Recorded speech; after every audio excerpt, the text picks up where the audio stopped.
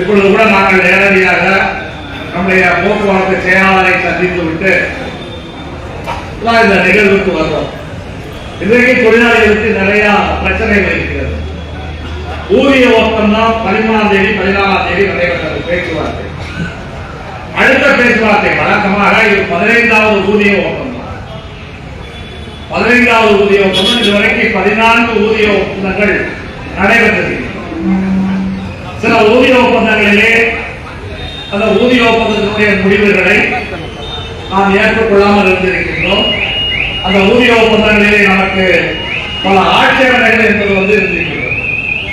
ஆனால் பேச்சுவார்த்தை என்பதை பொறுத்தளவில் முழுமையாக தொழிற்சங்கங்களுடைய கருத்துக்களை உள்வாங்கி, பேச்சுவார்த்தை என்றாலே நாம் சில கருத்துக்களை முன்வைக்கும் பொழுது எங்களால் என்ன செய்ய முடியும், என்ன செய்ய முடியாது என்ற நிறுவனத்தினுடைய கருத்தையும் அரசுடைய கருத்தையும் தெரிவிக்கக்கூடிய இடம் தான் இந்த பேச்சுவார்த்தை இடம்.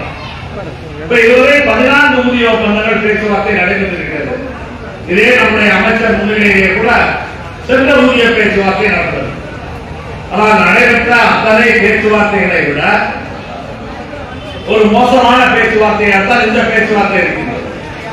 ஏனென்றால் நாம் பல்வேறு கருத்துக்களை பேசி இருக்கின்றோம், பல்வேறு பிரச்சனைகளை பேசி இருக்கின்றோம். நாம் பேசிய விஷயங்களுக்கு அரசு தரப்பிலே, அமைச்சர் தரப்பிலே, அதிகாரிகள் தரப்பிலே எந்த விதமான பதிலையும் இதுவரை சொல்லவில்லை. அவர்கள் என்ன செய்ய போகிறார்கள், எதை நிறைவேற்றப் போகிறார்கள், இதை எங்களால் நிறைவேற்ற முடியும், இதை எங்களால் நிறைவேற்ற முடியாது என்ற அடிப்படையிலே கருத்துக்களை அவர்கள் தெரிவிக்கிறார். எனவேதான் இன்றைய தினம் செயலாளரை பார்த்து நான் எல்லா கோரிக்கைகளையும் மறுபடியும் சொன்னோம். இப்போ வரக்கூடிய மார்ச் மாதம் பட்ஜெட் தாக்கல் செய்ய இருக்கிறது. பட்ஜெட்டிலே இந்த வருஷம் பட்ஜெட்டிலும் நம்முடைய பிரதானமான கோரிக்கையான வரவுக்கும் செலவுக்குமான வித்தியாச தொகை என்ற அடிப்படையில் அதற்கான நிதியை இந்த பட்ஜெட்டிலும் ஒதுக்காவிட்டால் நம்முடைய பிரச்சனைகளுக்கு தீர்வே அது பணியில் இருக்கக்கூடிய தொழிலாளிகளுடைய பிரச்சனையாக இருந்தாலும் சரி, ஓய்வு பெற்ற ஊழியர்களுடைய பிரச்சனையாக இருந்தாலும் சரி, கழகம் மேம்படுவது என்ற பிரச்சனையாக இருந்தாலும் சரி, நம்முடைய பிரச்சனைக்கான பிரதானமான தீர்வு அரசாங்க நிதி கொடுக்க வேண்டும். நம்முடைய அத்தனை பிரச்சனைகளுக்கு காரணம் என்ன? நிதிதான் பிரதானமான பிரச்சனை. நிதி கொடுக்க வேண்டும் என்று நாம் கோரிக்கை வைத்து இதே அரசாங்கம் கொடுக்க வேண்டியதுதான் என்ற அடிப்படையிலே அரசாணை வெளியிட்ட பிறகு இதுவரை போக்குவரத்து ஒரு பைசா வரவில்லை. மின்சாரம் நெருங்கிறது.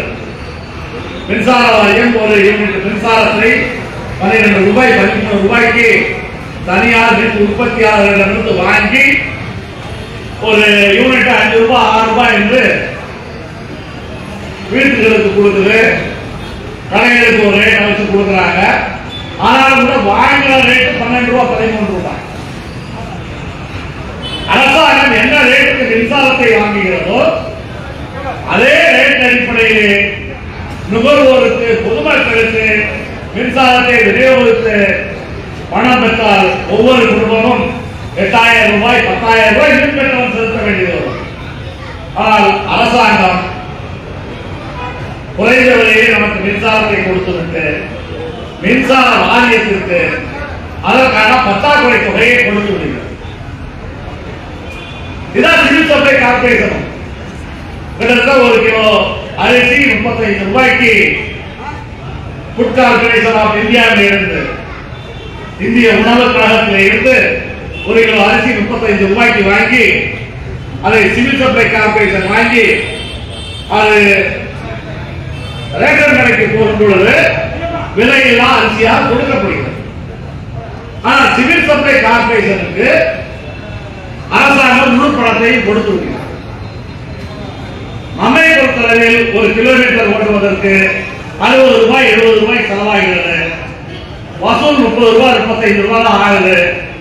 25 ரூபாய் 1 கிலோமீட்டருக்கு இழப்பு ஏற்படுகிறது. இப்போ மின்சார வாரியத்திற்கு, சிவில் சப்ளை கார்பரேஷனுக்கு அடக்க விலை என்ன ஆகிறதோ அந்த அடக்க விலையை கொடுக்கக்கூடிய அரசாங்கம் போக்குவரத்து கழகங்களுக்கு கொடுப்பதில்லை. இன்றைக்கு 45,000 கோடி 50,000 கோடி கடன் என்றால் இந்த கடனுக்கு முழு பொறுப்புமே அரசாங்கம் தான். போக்குவரத்து கழகங்களுக்கு 45,000 கோடி கடன் அல்ல. நான் இன்றைக்கு கூட போக்குவரத்து செயலாளரிடம் சொன்னோம், 45,000 கோடி கடன் என்றால் இந்த போக்குவரத்து கழகங்களுக்கான கடன் அல்ல, தமிழக அரசுக்கான கடன் தான். இந்த கடனை எங்களால் தமிழக அரசு தான் கட்டப் போகின்றது.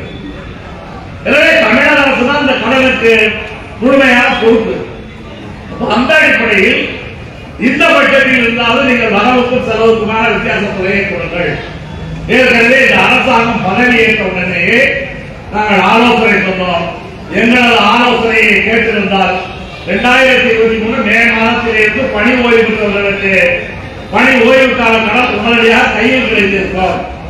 ஆனால் தொழிற்சங்கத்தினுடைய ஆலோசனையை அரசாங்கமோ அல்லது போக்குவரத்து கழக நிர்வாகங்களோ ஏற்றுக்கொள்ளவில்லை. இன்றைக்கு அரசாங்கத்தின் பணமில்லை என்று நீங்கள் சொல்கிறீர்கள். எனவே எங்களுடைய பணத்தை எடுத்து செலவு செய்யாமல் இருப்பதற்கான ஏற்பாடுகளை செய்ய வேண்டும். வரவுக்கும் செலவுக்குமான வித்தியாச தொகையை பட்ஜெட்டிலே வழங்க வேண்டும். அதுதான் ஓய்வு பெற்றோர் பிரச்சனைக்கு தீர்வு. அதுதான் எல்லா பிரச்சனைகளுக்கும் தீர்வு.